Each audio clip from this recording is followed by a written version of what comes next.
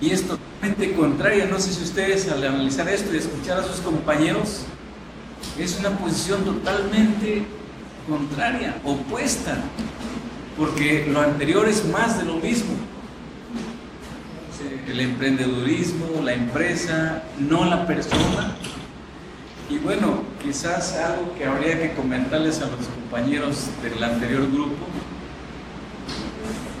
sí, que es necesario ir a las bases, que es necesario documentarse sobre lo que uno está leyendo, porque tienen una posición muy clara. Quizá debería decir esto al último de los tres, ¿no?, que van a hablar, pero también leer la metodología de cómo se hicieron los casos, leer la definición de los conceptos que se usan, porque es muy importante, ¿no? Porque si se van solamente al análisis del caso que les toca, como que están hablando al aire, están en una situación muy endeble, muy falsa, cualquier pregunta, si no fueron atrás, no hay respuestas concretas, ¿no? Eso es muy importante cuando uno quiere analizar algo.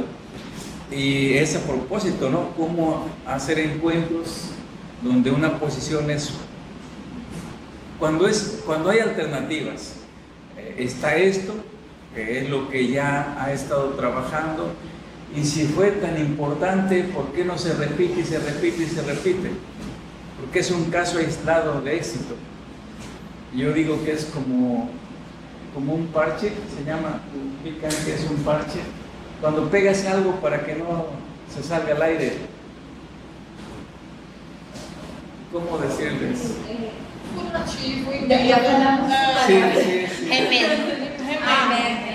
Un remiendo es como un remiendo a las cosas que están establecidas, ¿no? Y la posición opuesta. Bueno, Eduardo Sevilla Guzmán es español, está en la Universidad de Córdoba, en España, y se mueve mucho en el ámbito colombiano. Hay un doctorado en agroecología y estudios campesinos. Se mueve en Colombia, en Brasil también se mueve, porque vienen a aprender acá los movimientos alternativos. Y por eso les preguntaba, ¿no? Es un hombre muy activo que está generando, digamos, discusión, por lo menos. Genera discusión para ver esta posibilidad. Y esta posibilidad no es tan visible, porque va contra lo establecido, ¿no? Va contra lo que ya está hecho y que es lo que genera ingresos a las empresas. Entonces, es muy importante esta posición. Y es el encuentro de dos visiones distintas del mismo problema. El problema lo tenemos. Ahora, ¿cómo lo enfrentas? Bueno, puedes enfrentarlo con más de lo mismo o puedes enfrentarlo con otra posición distinta, ¿no? Que sea mejor o peor, no sé, pero es distinta. Es una posición diferente a lo establecido. Por eso también es importante que cuando te dan un caso, leer los otros casos, leer los otros documentos para poder tener referencias claras y concretas. Es muy importante. Pero vienen las preguntas de ustedes. Na mesma pergunta. É só uma observação também. Nós, o CEDRA, junto com inclusive o SPLA, vocês vão caminhando, fazemos parte de uma organização em rede chamada Rede Agronordeste. O professor Levi disse que ia ver com o professor Mero um momento para a gente apresentar, para além da experiência lá no Marcos Barbuda, a gente apresentar a experiência do CEDRA, né? Nós vamos criar a experiência da Carisa do SPLA. E o SPLA, junto com o CEDRA, participa de uma rede regional, que é na construção, que tem como objetivo a construção do conhecimento agroecológico. Quando vocês trouxeram o texto, né, eu percebi que ele vem de, assim, ele traz um olhar, elementos mais restritos e tal, e a minha colega colocou da experiência que ele traz do Rio Grande do Sul, né, lá da do sul do país, e não das experiências nordestinas que têm se concretizado ao longo de vários anos. A Rede AD Nordeste já fazem 10 anos que vem dentro dessa perspectiva da construção do conhecimento agroecológico, né, na construção mesmo da gente refletir tecnicamente, porque são profissionais que trabalham com a extensão rural, das organizações que fazem parte da Rede AD Nordeste, e que junto com as famílias agricultoras vem discutindo qual é o conceito de agroecologia que nós queremos e que nós estamos trabalhando institucionalmente para desenvolver as comunidades, né? Então, assim, dentro da experiência institucional que eu faço parte, diversas famílias estão dentro dessa construção do conhecimento agroecológico, bem dentro do processo de transição, algumas mais evoluídas, outras menos evoluídas, algumas que passaram, se encantaram, outras que passaram e não se sentiram tão atraídas e depois ficaram num estágio, estabilizaram em um momento da sua vida. Nós temos experiência com feiras agroecológicas, nós temos experiência com sistemas agroflorestais, nós temos experiência com outras expressões da diversidade que a agricultura familiar tem. E uma coisa que a gente vem debatendo constantemente dentro da Rede AD Nordeste e dentro da articulação do semiárido brasileiro, a ASA Brasil, é esse olhar mais sistêmico que, infelizmente, as nossas formações técnicas não nos proporcionam. E para trabalhar a agroecologia, se a gente não tiver um olhar sistêmico, a gente não faz agroecologia, pelo menos é o conceito que a gente tem debatido dentro da Rede AD Nordeste. E os movimentos ligados mais à questão das mulheres também traz essa dimensão para dentro da agroecologia. Para a gente, sem feminismo não é agroecologia. Para a gente, a agroecologia ela está essencialmente a partir das sementes, da apropriação que as famílias têm das suas sementes crioulas, das suas sementes tradicionais, né? E, para além do produtivo, as relações que essas famílias têm com as suas comunidades. Então, todas essas questões e essas dimensões, a gente tem buscado trabalhar com as famílias agricultoras, que as entidades que compõem a Rede AD Nordeste têm trabalhado em assistência técnica e extensão rural. Aí, assim, daqui para dia 30, eu vou trazer um livro para cada uma de vocês, que traz essa experiência. Ela é uma sistematização de estudos de caso que a gente da Rede AD Nordeste fez, o professor já tem no vídeo dele, que a gente fez estudos de caso em diversos territórios do Nordeste sobre a política pública de ATE. E a gente analisou aqui no Ceará, o CETRA analisou a política pública de ATE em famílias que receberam assistência técnica de entidades no campo da agroecologia, famílias que receberam assistência técnica no campo convencional pela EMATES e famílias que nunca receberam assistência técnica. Então, o estudo de caso traz um pouco essa análise. Obrigada por ter falado disso, que eu acho que foi uma coisa que eu esqueci de dizer. A importância desse aspecto, né, assim, no movimento agroecológico, no que diz respeito à construção do conhecimento agroecológico, né, e o autor até destaca, assim, a coisa da investigação, ação participativa, né, que existe, e desse diálogo de saberes, né, entre o conhecimento técnico, científico, da academia e o conhecimento das comunidades, né, dos agricultores. E essa visão sistêmica que você coloca, assim, é o que localiza realmente a agroecologia como uma proposta de modelo de desenvolvimento mesmo, né? Não só de produção agrícola, não só de pequenas ou médias propriedades, né? Não só da questão ambiental, né? Da degradação ou não da natureza, das formas de produção, mas de todo esse contexto, né? Da relação do produtor com a terra, da relação do produtor com a família, da relação do produtor com os outros produtores aos quais ele se associa, da relação do produtor com os consumidores, né? Então, tem esse destaque, assim, que traz uma resistência e um enfrentamento ao que é desenvolvimento, né? Deixa eu só falar uma outra coisa que eu esqueci. Esse mesmo grupo da Rede AD Nordeste se organiza em uma outra rede, que é a Rede Nacional de Agroecologia, a ANA, né, a Articulação Nacional de Agroecologia. E a gente tem colocado o governo também na roda, né, o governo federal na roda. E no governo anterior, sem ser o golpista, a gente debateu e discutiu com o Estado brasileiro o lançamento de uma chamada pública de ATE específica com o tema agroecologia. Então, nós estamos executando em várias regiões do país a chamada de ATE agroecologia. Está no seu segundo ano de execução.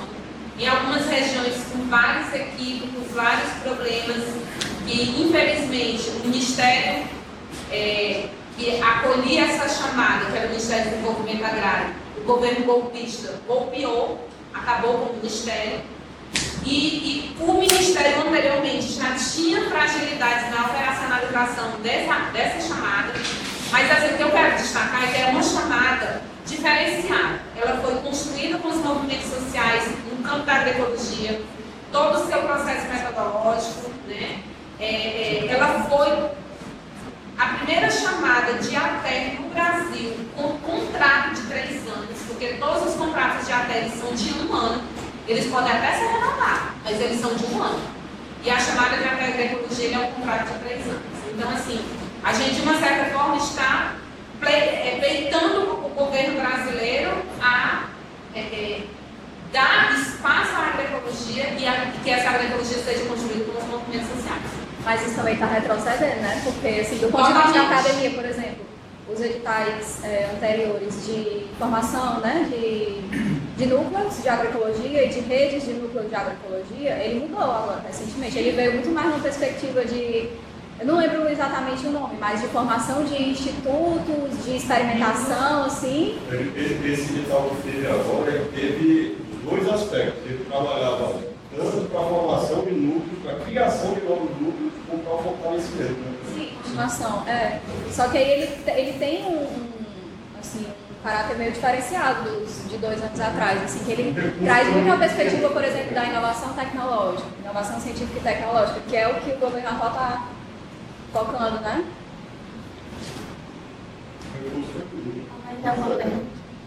Neira, eu tenho uma pergunta para te fazer. Eu sinto que está mais na conjuntura. Deixa eu voltar. Tu que está mais assim na conjuntura nacional, nesse movimento e tal. Qual é a região hoje que vê mais consolidada em relação à agroecologia? Que tem assim as práticas mais exitosas, as melhores experiências, se podemos assim dizer. Tem como identificar isso? Se eu vou puxar para o nosso saco, é a região Nordeste, mas tem várias experiências na região Sudeste. Minas Gerais tem muitas experiências, na região do Rio de Janeiro, tem várias experiências. Então, Pernambuco. Então, a região Nordeste, Bahia, Pernambuco, Ceará, Rio Grande do Norte, então, tem várias organizações que trabalham com a agroecologia e tem muitas experiências consolidadas. Mas, assim, outras regiões do país, através das entidades que fazem parte da Articulação Nacional de Agroecologia, também tem diversas experiências muito interessantes. Então, não dá para dizer assim, se eu vou puxar o nosso saco, eu com certeza vou dizer que é a região Nordeste.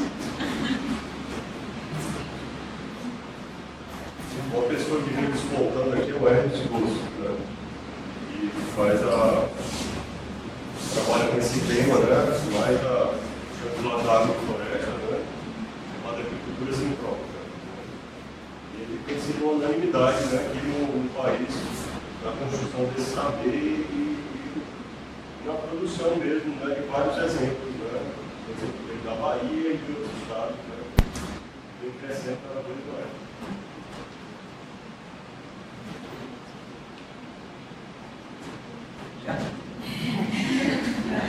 No, yo tengo ciertas hipótesis. Una, ¿por qué hay más movimientos sociales en situaciones controladas por parte del gobierno? ¿Sí? ¿Y por qué no hay movimientos sociales o no se ven cuando hay hiperinflación? Bueno, es para los dos grupos, ¿sí? Porque pareciera que son más visibles los movimientos ahora, que todo está controlado. En México hay más movimientos sociales ahora, cuando hay mayor control del Estado por la macroeconomía, que cuando no tiene control de la macroeconomía y los procesos inflacionarios son muy altos. ¿Qué es lo que hace que se mueva o no se mueva la gente? As pessoas elas estão mais preocupadas, quando está acontecendo aquela crise maior da inflação, as pessoas estão mais preocupadas em sobreviver do que refletir em outras situações. Eles estão querendo saber o que vai acontecer dia após dia, mais preocupadas com os números, com o dinheiro que está saindo do bolso e com todo o problema maior, do que com outras minúcias, como o seu próprio direito de falar, como por exemplo, né, assim, a censura ou coisas assim, que acontece depois, né, no nosso caso. Entonces, cuando una sociedad está en crisis, no se mueve, sería una consequência. A gente poderia pegar o exemplo de Cuba, por exemplo. Cuba, que quando enfrentou a crise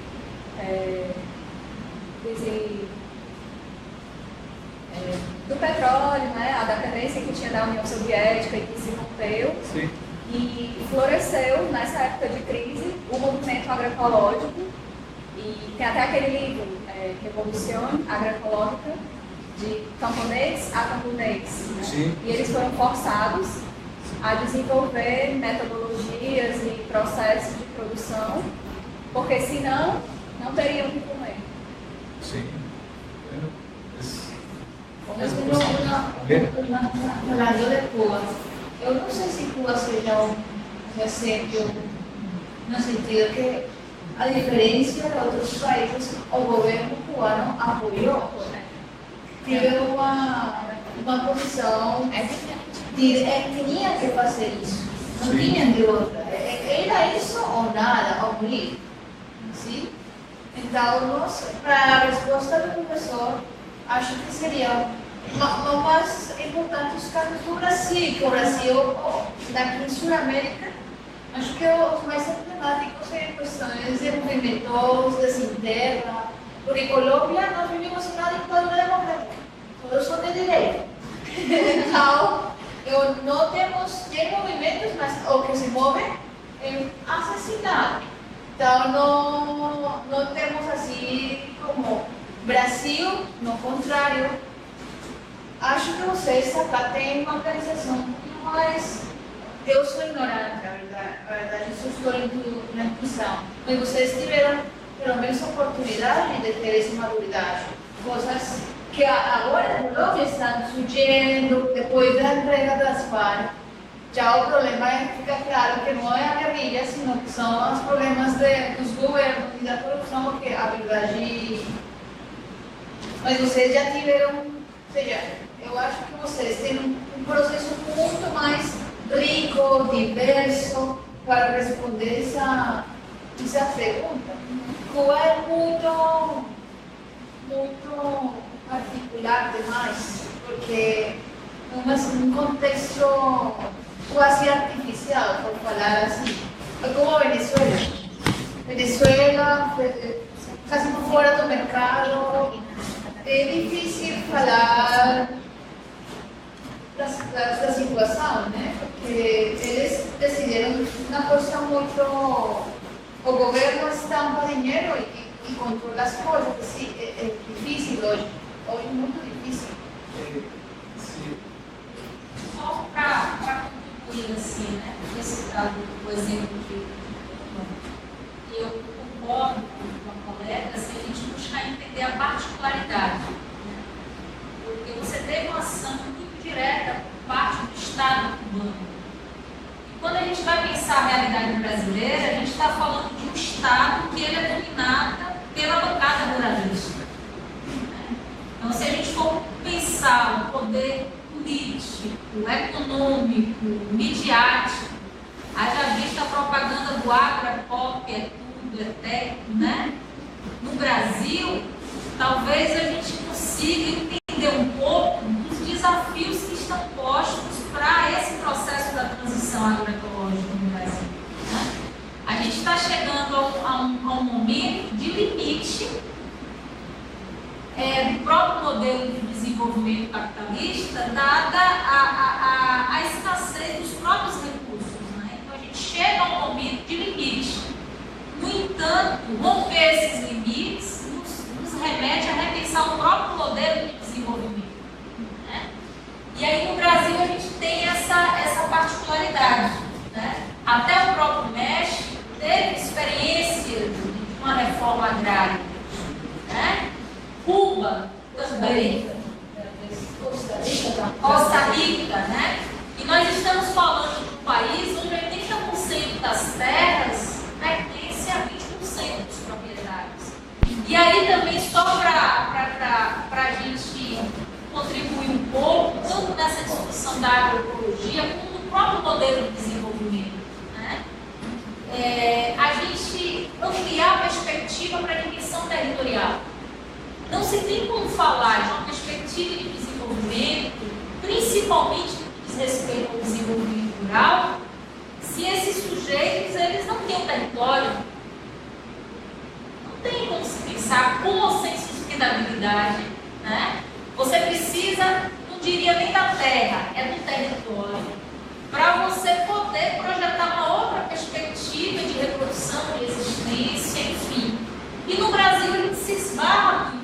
A gente tem um problema estrutural que é a questão da propriedade da terra. Então isso é fundamental para a gente pensar em desenvolvimento, a gente no campo e na cidade, porque, vejamos, a gente tem uma questão no Brasil também que é estrutural, que é a questão agrária. Você não tem como entender hoje uma dinâmica metropolitana que se define na cidade de Fortaleza, eu vou falar um pouco mais da minha realidade, Salvador, sem entender o processo que se define no interior. Né? Os fluxos que hoje, os grandes problemas que as metrópoles vivenciam no Brasil estão associados a esse processo de expulsão do campo, da falta de condições de reprodução do campo,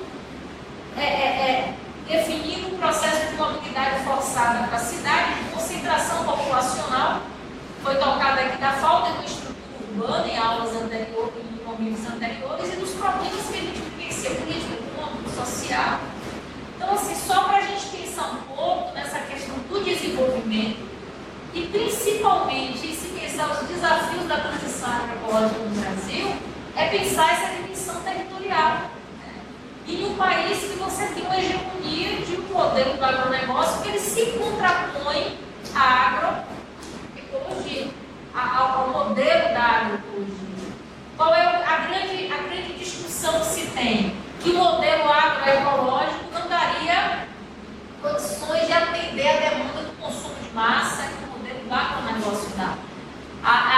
Já vista naquele documentário O Veneno Está na Mesa, tem uma declaração da até então ministra da Agricultura, hoje é o Caio Vaz, né? Que é o maior exportador de soja do Brasil, foi governador do estado, era a Cátia Abreu, e ela dizia que o modelo do agronegócio sustentado na problemática que a gente tem do transgênico, né, do agrotóxico, é a forma do pobre comer barato. Então a gente tem que comer carne podre. A gente está vendo que não é só a gente, parece que os europeus agora estão comendo carne podre. Né? Então tem uma questão estrutural quando a gente pensa a realidade brasileira que, enquanto se mantiver, eu acho que vai ser muito difícil a gente ter uma perspectiva de desenvolvimento de fato. E no que diz respeito ao campo, todo a colega que tem aqui, a experiência da vivência concreta, né, os desafios do Nordeste. Né, a gente vai ver as experiências do Sul, que o texto traz. O Sul do Brasil ele teve um processo de colonização um pouco diferenciado, onde o pequeno produtor ele tem acesso à terra é dele. Aqui não. Então, como é que você vai pensar um novo modelo de desenvolvimento agroecológico se esse sujeito ele não tem a segurança de ser dono da própria terra? Então, só para contribuir aí com a discussão. Bueno, yo quisiera ligar esto con los conceptos que hemos visto. Primero, ¿quién inicia los movimientos o las revoluciones? ¿Qué sector de la población inicia un movimiento, una revolución en serio? No somos nosotros. Sociedade civil. no son los que están en el mercado. Los que sufren la inflación, esos no son. Esos van a aguantar y van a aguantar. Los que están fuera del mercado son los que sufren la inflación, son los que inician cosas. Y en el sector rural, tú puedes tocar todos los fondos que vimos, menos el fondo de reemplazo. Cuando tocas el fondo de reemplazo, ya no tienes para comer. Y cuando ya no tienes para comer, da igual que te maten o empezar a moverte. A eso quería llegar. ¿Sí? Y en el sector urbano, en el sector que va al mercado, no llega ese momento. No llega ese momento, porque en ninguna parte del mundo el sector urbano ha iniciado movimientos revolucionarios.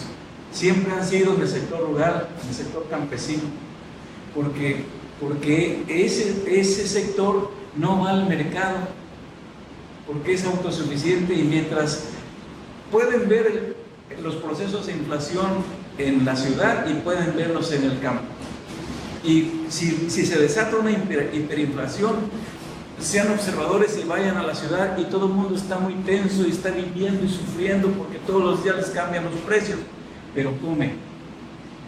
Y vayan al campo, y si el campo está produciendo, la gente ni se entera que hay inflación. Se entera cuando tiene que ir a comprar una medicina, se entera cuando tiene que comprar algún enser, pero no es para sobrevivir. Para sobrevivir tiene. Es una hipótesis que tengo. Los marginales son los que inician movimientos cuando les toca su punto de reemplazo. Por eso, cuando hay inflación, pues sí, sufren inflación los que tienen que ir al mercado. Pero recuerden aquel sector de la población que se considera marginal, que no está en ninguna parte y que el gobierno no lo controla. En ese momento, pero cuando le llega a pegar la crisis, es cuando empieza a moverse ese sector, y es el que sí empieza a mover a toda la sociedad. El movimiento de México, de los zapatistas, es de los pobres, de los que no tienen nada, de los que siempre son mirados con mucho desprecio por el resto de la población mexicana. Realmente tiene fortaleza hacia afuera, pero los idealistas, los que quieren un mundo mejor desde lejos, ¿verdad? Pero no se meten a sufrir la vida de los de dentro, ¿no? Entonces, no son los intelectuales los que hacen movimientos, no son los de las ciudades, no es la clase media ni la clase pobre que tiene un salario más o menos, son los que no tienen nada. Y si no, desmiéntame, díganme que no es así. Sí, por favor. Uma pergunta, né? Eu vou pensar, o problema de agora é que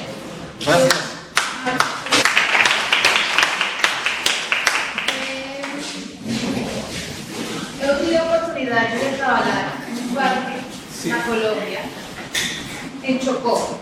Chocó é uma região como o Amazonas, mas na fronteira, no limite com Panamá. E lá tem o povo Embera, um povo indígena. Uma das coisas que para mim foram muito chocantes foi ver um menino indígena que gostava do reggaeton e tinha o cordeiro